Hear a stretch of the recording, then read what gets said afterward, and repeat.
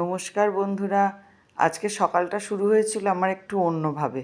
এই যে প্রথমেই পৌঁছে গিয়েছিলাম আমি স্টেশনে আমি একা যাইনি, সাথে আমার মা বর দুজনেই গেছিল। এবার তিনজনে মিলে আজকে সকাল সকাল বেরিয়ে পড়েছিলাম। আমাদের গন্তব্য ছিল কাটোয়া। এবার সেখানে পৌঁছে গেলাম, মাঝে ট্রেনেতে দেখা হয়ে গেল আমার দুই মাসির সাথে।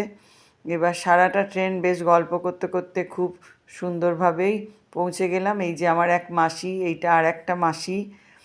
এবার সবাই খুব বন্ধুর মতো, তো তাই খুব আনন্দ করে গল্প করতে করতে কী করে যে পৌঁছে গেছি নিজেরা বুঝতেও পারিনি।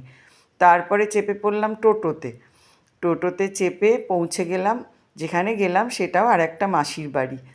তো আজকে ওখানে পৌঁছে গেছি, গিয়ে সারাদিন খুব মজা করেছি, কিন্তু আমি আর ভিডিও করতে ভুলে গেছি, ভিডিও আমার আর করা হয়নি। এবার ফেরার পালা, আমরা ফিরছি।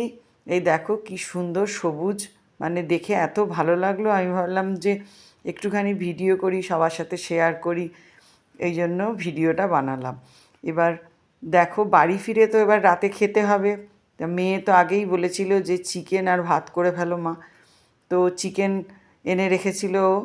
এইবার চিকেনের মধ্যে মিশিয়ে দিলাম যাবতীয় মশলা, ধনে গোটা, জিরে গোটা, শুকনো লঙ্কা, কাঁচা লঙ্কা, আদা, রসুন, টমেটো, সব কিছু একসাথে বেটে আমি এই মাংসটার মধ্যে মিশিয়ে দিলাম। আর এরপরে আমি অ্যাড করে দিলাম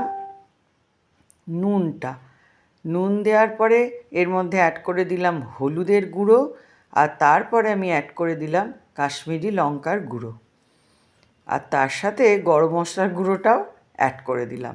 দিয়ে মাংসটাকে ভালো করে আমি মাখিয়ে নিলাম। কিন্তু আজ আর বেশিক্ষণ রাখার সময়ও ছিল না। ওদিকে কড়াই বসিয়ে দিয়েছি, তার মধ্যে দিয়ে দিলাম গোটা গরম মশলা, তেজপাতা আর একটুখানি চিনি। এবার দিয়ে দিলাম তার মধ্যে পেঁয়াজ বাটাটা দিয়ে পেঁয়াজ বাটাটাকে একটু ভালো করে ভাজতে বসিয়ে দিলাম।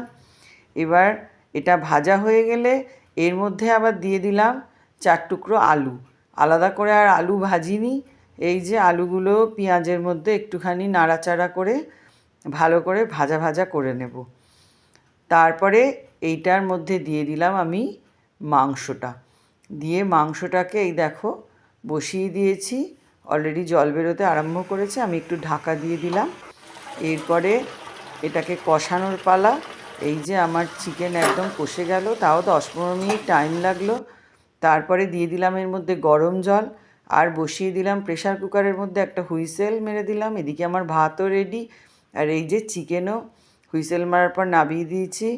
তোমাদের কেমন লাগলো অবশ্যই জানিও, ভালো লাগলে লাইক কমেন্ট শেয়ার করো। তোমরা সবাই খুব ভালো থেকো।